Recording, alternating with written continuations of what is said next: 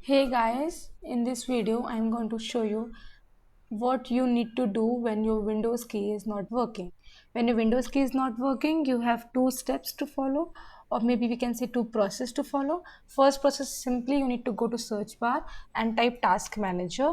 You will get this option, click on that, and while clicking on that you will just on the top of the search bar you need to write explore, and when you write explore, the first thing you will get window explorer. Right click on this window explorer option, you'll get this restart button. When you click on restart, the system will restart, and then see, hope it works for you. And if it's not, the second work is this: go to the search bar again, type setting, and when you click on setting, this page will appear, and now the left hand side corner you will see accessibility option. When you click on accessibility option, you will see, while scrolling down, you will see the keyboard option. Click on that and make sure that filter keys option is disabled, and hope this works for you. And if it doesn't, there's one more method for this.